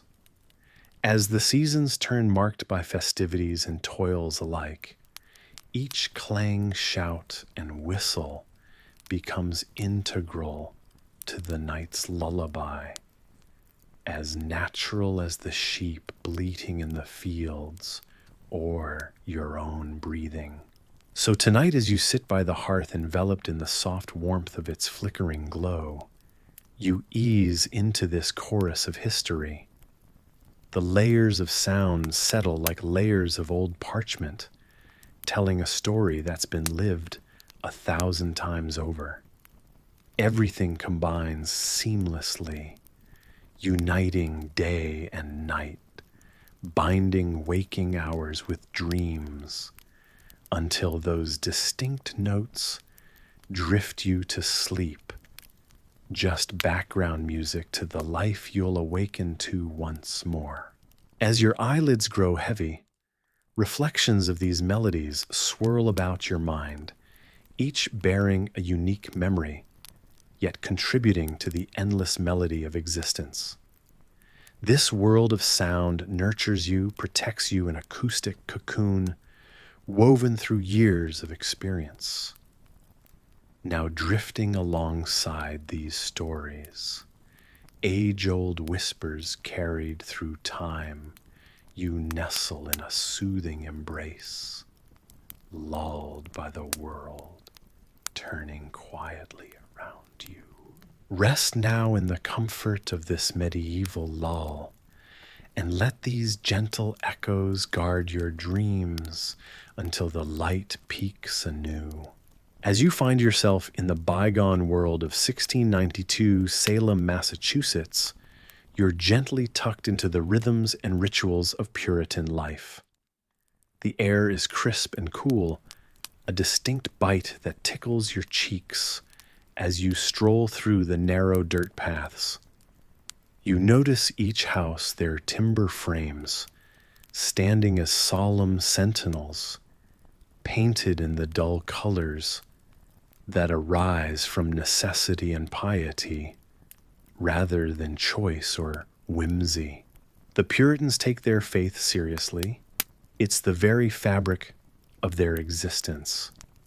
Every Sunday, the village pauses as if holding its collective breath, awaiting the wisdom of the scarlet-clad minister in the meeting house. Just as you settle into this quiet routine, you remember that there's more lurking beneath Salem's surface than the tranquil everyday rhythms suggest. Economic hardship weaves uncertainty into the very fabric of life here. Families like yours scrape by trading barley and labors for salt and cloth, feeling the continuous weight of an honest but tenuous existence. The fields seem to yield less each year, and your neighbors whisper about how impossible it's become to get by.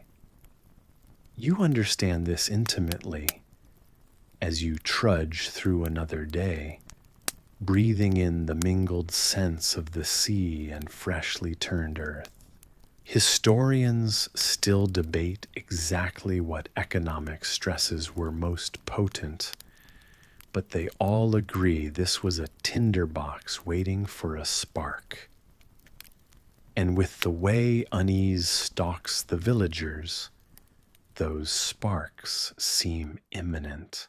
Amidst these struggles, you and others have a more chilling concern overshadowing all. The devil is a constant, fearsome presence in spoken word and thought, a shadowy entity lurking just beyond the flickering candle walls of your home. You pay attention to stories of supernatural creatures whispered about in hushed tones by the fires. These tales feel close enough to make the small hairs on your neck rise. The fear is palpable. It's in the way people shun the edges of the dark woods, where shadows play tricks on the eyes. It's there when the wind howls like a lost spirit, searching for forgiveness beneath the broad New England sky. This fear has teeth, and it bites everyone around you, from the children chasing hoops in the street to the elders listening for omens in the patterns of the wild geese overhead. An unusual story often retold is about how some inhabitants believe animals communicate with the sinister forces. In the town, a black cat crossing your path is not a mere superstition. It's seen with genuine suspicion, like a small, furry harbinger of misfortune. Tales spin and twist around evening fires of how certain animals might carry the devil's messages, a notion that seems outrageous, but carries a peculiar power in the minds of the villagers. Predictably, there is academic uncertainty about just how deeply these fears ran, but what remains undisputed is how ready everyone seems for a reason, any reason to direct their anxieties outward. The witch hysteria that eventually ensues arises just at the intersection of all these fears, doubts, and superstitions, leading to one of America's earliest social panics. Despite the unsettling atmosphere, you experience moments of warmth and comfort. On cold nights, your family huddles together by the fire, spinning tales of everyday heroics and whispering jokes, covertly playful yet mindful. The laughter, sharp and brief, draws you closer, even as it echoes into the wider silence beyond your walls. As the evening fades, you lean against the rough-hewn doorframe, feeling the chill deepening outside. The room behind is fading into shadow, and your eyelids grow heavy with the weight of another day's toil and tales. This is Salem, where faith, doubt, and the fear of the dark hold sway over the hearts and minds of its people. So before you drift off, scourge of the shadow, whisper a prayer and hold on to the warmth you've managed to kindle. You find yourself in the small candlelit confines of a 17th century New England village, where the hushed whispers of the townsfolk dance with the flickering shadows along the walls. It's a place of simple routines, where sunrises mark the start of endless chores and sunsets invite stories of the unknown. Hey guys, tonight we enter a world teetering on the brink of chaos, where the air itself seems thick with mystery, almost as if it's carrying secrets from another realm. Now and then, you hear about peculiar occurrences, but this one, well, you probably won't survive this without a chill running down your spine. So before you get comfortable, take a moment to like the video and subscribe, but only if you genuinely enjoy what I do here. Feel free to share where you're tuning in from and your local time in the comments below. Now dim the lights, maybe turn on a fan for that soft background hum, and let's ease into tonight's journey together. The night drops a velvet cloak over Salem Village, and within the humble wooden house of Reverend Samuel Parris, the stillness is shattered by the strange, fitful movements of young Betty Parris. You watch as she tosses and turns, her small frame racked by an unseen force during what should be a peaceful slumber. By her side, Abigail Williams, her cousin and stalwart companion, seems equally stricken. The candlelight dances across their faces, casting eerie shadows of the turmoil within. In the heated whispers of the townspeople and the soft rustling of the night, a name begins to surface: Dr. William Griggs, the local physician. He is called upon to unravel this bizarre spectacle. His diagnosis, there on the lips of those gathered, the fearful word witchcraft is spoken, sending ripples of unsettling excitement throughout Salem. You feel the weight of ancient superstition press against the walls, mingling with the doctor's pronouncement. Historians would later ponder this moment, debating whether Dr. Griggs truly believed in the spectral affliction he declared, or if he too was swept away by the fervor surrounding him. It's one of those moments in history that encourages a closer look, a gentle tilt of the head in consideration.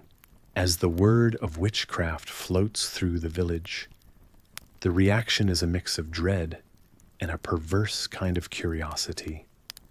Why would two innocent girls be afflicted so? Are dark forces truly at play, whispering insidious thoughts and deeds into susceptible minds? Some might find it surprising that in a deeply religious community like Salem, where every action was imbued with the whispers of Scripture, the concept of witchcraft was both feared and fervently believed in. Yet amidst their pious beliefs, few had ever imagined it would touch so close to home. The reality remains that Betty and Abigail's curious behaviors would ignite not just gossip, but a wildfire of suspicion. Reverend Parris, who spends his days delving into the spiritual welfare of his congregation, faces a predicament that challenges even the depths of his own beliefs. You can almost see him wrestling with the duality of a spiritual leader and a worried father, the lines between faith and fear blurring in the dim glow of a flickering candle. Perhaps in those late hours when even the restless find sleep and the world quiets to a gentle hum, you wonder if Betty's fevered dreams are merely a child's imagination gone awry.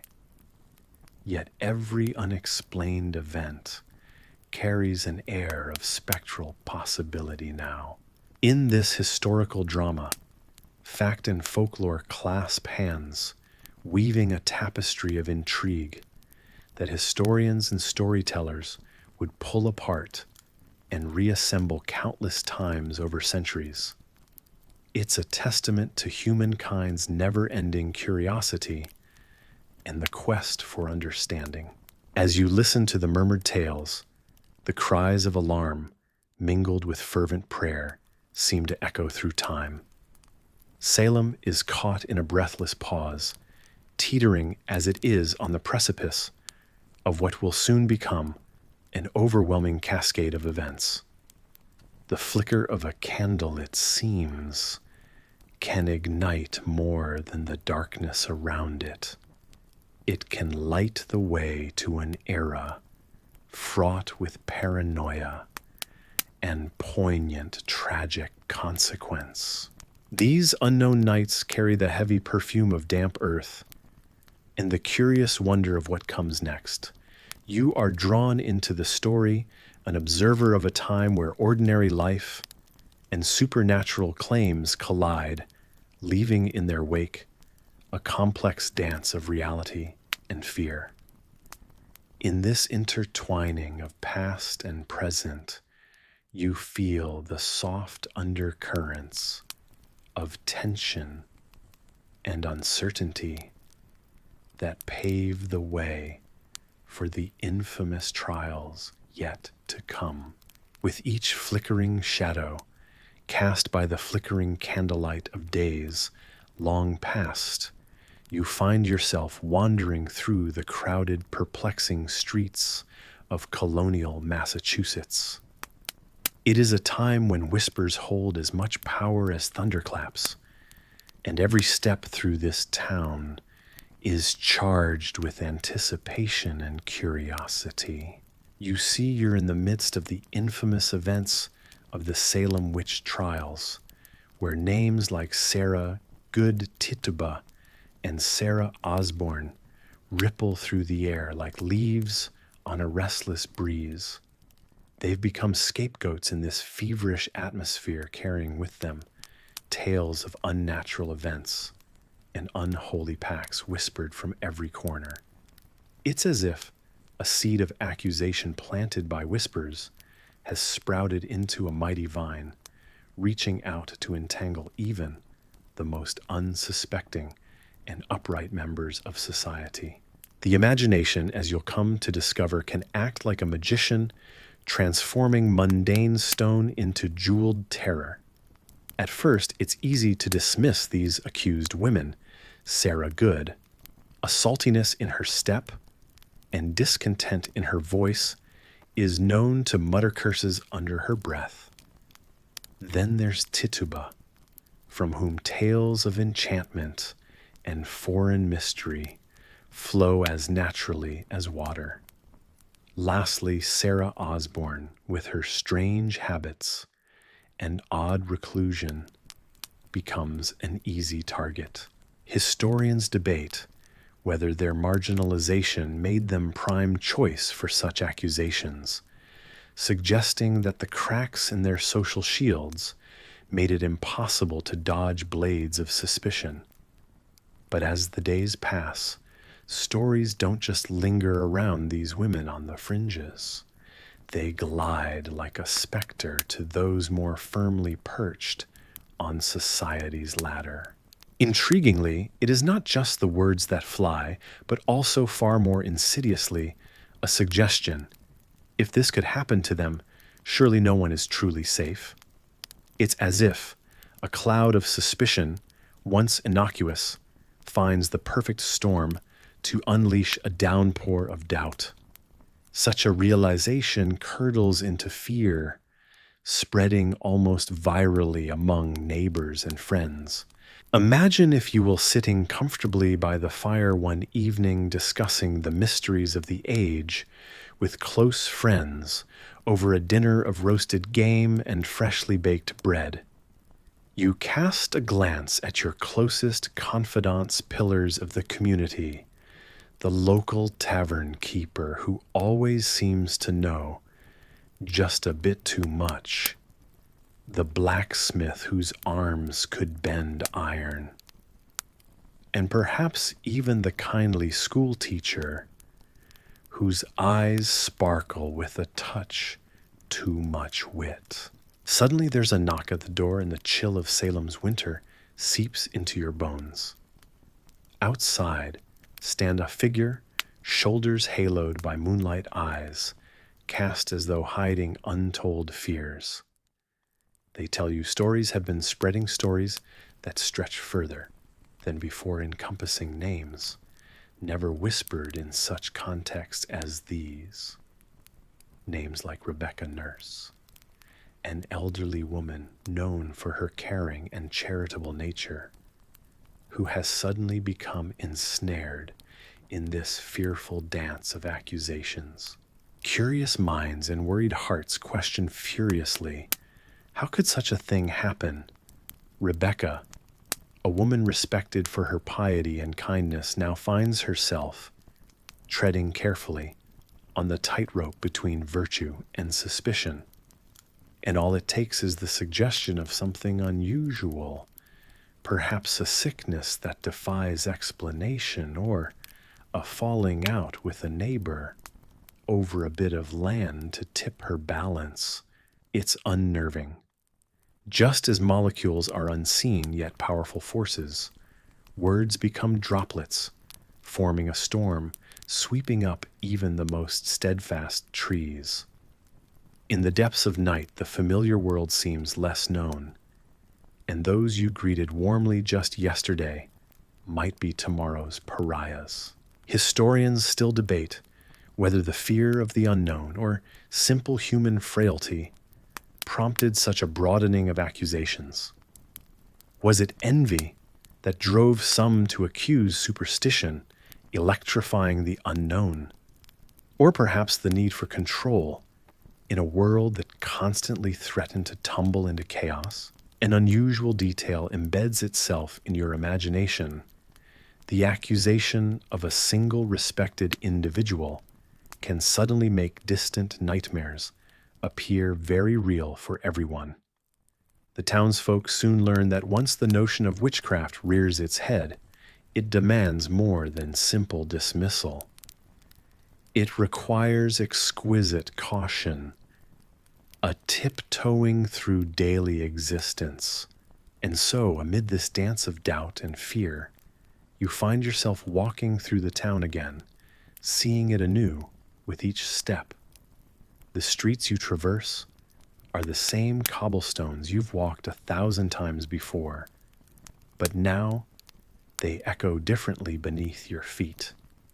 People you know offer false smiles and half-seen gestures, masking true intentions and unspoken allegiances. The once bustling market becomes a tableau vivant, turning with pointed looks and hushed conversations. The accusations leap from lips like pirouetting sparks, landing where fortunes may change course overnight, like so many ships adrift at sea, rudderless and at the mercy of the gathering wind. In the quiet of your chambers later that night, you lie awake listening to the night sounds through the wooden walls. The wind presses gently against the shingles, whispering secrets long held by thatched roofs. A rooster crows unexpectedly, and for a fleeting moment, you ponder the strange turn of the world, nodding in acceptance that perhaps, just perhaps, an invisible hand gently guides these tales through history's loom, interlaced with frailty, fear, and an indelible mark of mystery. You find yourself surrounded by the flickering glow of candlelight in a room that seems steeped in time. Shadows dance along the walls, whispering secrets of bygone eras. You're not quite sure how you got here, but the air is thick with tension, and the scent of herbs, a peculiar blend of sage, and something you can't quite place. You're about to witness a trial like no other, where the laws of reality seem as slippery as the dimly lit floors. In this strange court of old justice is not determined by tangible evidence or logical reasoning, but by something you'd never expect: spectral evidence. Here dreams and spirits hold sway over reason. You might think you're dreaming yourself, and honestly, you might not survive the absurdity of it all. As you watch, a young woman stands accused, quivering with anxiety as her neighbor speaks. She claims in the dead of night the spirit of the accused pinched her and caused her cats to screech ominously. There are murmurs in the crowd, beads of sweat forming on worried brows. You can't help but sense the collective unease, underscored by the scratch of quill pens on parchment, as each absurd claim is meticulously recorded. Perhaps to your surprise, you also notice the judge, a stout man with a stern expression, listening intently. Historically, judges were meant to rely on evidence and witness testimony grounded in reality, but not here. In this peculiar town, spectral evidence is accepted with stoic solemnity. You see the accused glance around, desperate for an ally in the sea of watchful eyes, but none dare meet her gaze. Justice here seems as fragile and ephemeral as the spirits they claim to commune with. As you continue to observe, you learn that during the witch trials of the late 1600s, such spectral evidence was devastatingly common. Historians still debate whether the reliance on this form of testimony stemmed from genuine belief in its validity, or merely a convenient scapegoat for the anxieties of the time. What is clear, however, is its role in leading to some of history's most infamous miscarriages of justice. The room feels colder as another witness takes the stand, spinning tales of phantom apparitions. It's a surprising realization that such intangible accusations could hold such weight. You recall stories of how these trials, fueled by fear and superstition, swept through small towns like a fever, leaving skepticism and ruin in their wake. With a shiver, you notice the accused standing ever so still, like a flame, on the verge of being snuffed out. Even now, centuries later, tales persist of those who were exonerated posthumously, their reputations forever tarnished by the insubstantial whimsy of ghostly evidence. It strikes you as deeply unjust, almost surreal, that dreams and visions could so easily tip the scales of fate. Historians suggest that during these trials, the mere accusation was often enough to convict. You're reminded of how fear can mold perception, just like how that goat fat trick you heard about earlier was supposed to ward off witches. In this room, fear dictates the flow of justice. The accused's innocence is a frail light, struggling against the encroaching shadows of doubt and accusation. A peculiar silence falls as the final arguments are made. The court is asked to consider the intangible, unseeable elements of the spiritual realm, locked in an arcane dance between belief and desperation. As you sit back, absorbing the scene, you wonder how such tales were once taken seriously. And maybe you understand a little more about the human tendency to fear the unknown. Being here witnessing this process, where spectral evidence holds sway, feels like walking a tightrope in a dream, or perhaps a nightmare. The line between reality and illusion blurs leaving you questioning what can truly be considered just. In the hushed finale of this trial, the illogical seems all too logical, and the murmur of the crowd mirrors the churning thoughts in your own mind. The courtroom empties slowly, leaving behind a reverberating echo of past injustices and the unresolved mysteries of human belief.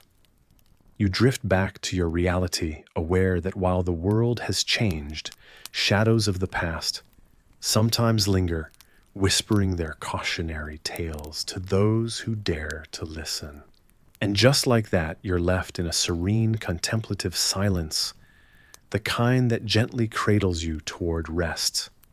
History, with all its curiosities and contradictions, becomes a lullaby of sorts, soothing you with the promise of dreams, where truth and justice reside, beyond the reach of spectral evidence and ghostly whispers. Let the soft hum of the fan usher you into a peaceful sleep, the candlelight dimming into the gentlest snuff of night. Governor William Phipps stands at the center of a room, dimly lit by flickering candlelight, the atmosphere thick with the hushed murmurs of nervous townsfolk. You step in feeling the wary air that lingers around you like a heavy mist. In Salem of 1692, fear is contagious, spreading swiftly, a more powerful force than anyone could have imagined. The decision to form a special court, the court of Oyer and Terminer, rests heavily on Governor Phipps's shoulders.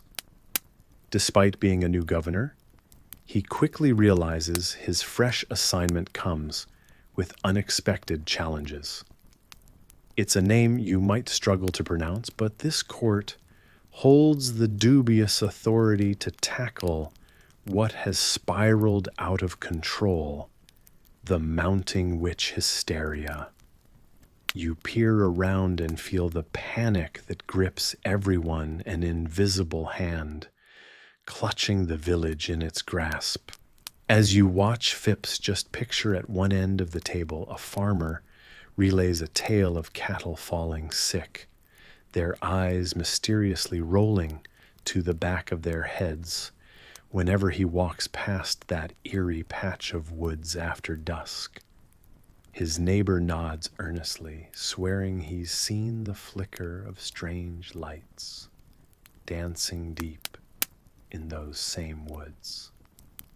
Another woman, her hands wringing furiously, recounts waking to find strange marks on her skin, a script written by the devil's hand. Historians argue about how much Phipps himself believed these tales. Perhaps he was swept away by the tide of fear, or maybe he saw an opportunity to assert control. Still, the court is set the cast chosen by an unseen playwright. Your mind wanders, imagining what it must have felt like to be there, trying to detect whispers of truth in the cacophony of chaos. Each day crawls into the next like a creeping shadow as the trials begin, marked by the presence of an unusual character by Phipps' side. Judge Samuel Sewall, noted not only for his stern expression, but also for his sheepish habit of tugging his ear when nervous looks through the paperwork. Trials unfold with grueling intensity, the air heavy from accusations of spectral evidence, ghostly visitations, and dreams considered as damning proof. It's odd, you think, how the invisible can seal a person's fate, even when it leaves no tangible trace. Amid this feverish environment, you find yourself wondering about the homespun truths and fears tangled together like yarn balls in a cat's playroom. You're curious, just as perhaps those living through it were desperate about where these beliefs began and where they might end. At the court, Faces are ghostly pale under candlelight, their expressions etched with dread as they witness the proceedings. The echoes of witchcraft ring all around each syllable sharp and biting. The town's collective heartbeat pounds like a drum full of anticipation and unease. You observe the unique calmness of Governor Phipps. Fascinatingly, some speculate if he secretly doubted the whole affair, yet he holds his place firm and resolute. Suddenly your attention is drawn to a young girl in the corner of the room. Her eyes are wide, seeing but a few years of life, yet they carry the weight of ages as she points an accusatory finger at yet another villager. The words tumble from her mouth, almost rehearsed but laced with such fervor that it sends a chill down your spine. Witch. The room quivers in response. A whisper runs through the crowd, much like a shiver across clammy skin. The task of this special court is undeniably surreal, a mixture of fervor and fear set within the harsh reality of everyday living. You can almost feel the court's grip wrap around your chest, making it hard to breathe. But you also sense the wonder, pondering how such human folly might shape the pages of history many years hence. A mix of truth and legend, much like those whispered tales that you can't quite believe but dare not ignore. The air in Salem holds its breath, waiting for the verdicts. And perhaps waiting, too, for someone to awaken from this fearful slumber and question the truths accepted so readily. Even the governor's word can sway like a leaf, caught in the breeze of popular opinion, which these days is stirred up like a storm over the horizon. Wandering through this twilight memory of a town on edge, you start to feel the gentle lowering of the day's noise in your own room. The flickers from the candle cast ever longer shadows, inviting a sense of repose. Historians still debate what finally quelled the hysteria. Was it the skepticism of a few brave souls who dared to speak against the tide, or the governor's evolving awareness of the witch hunt spiraling beyond reason? Now, as you listen, the narrative ebbs, like the tide gently washing over you with its calming cadence. The story softens the edges of panic dulled by time and distance. Close your eyes and let your mind drift away, picturing the moonlit nights of Salem, the stars a comforting blanket overhead whispering of quieter times. Like a lullaby sung by the soothing wind, rest finds you in the hush of history, a reminder that all stories, no matter their turbulent beginnings, return to peace at last.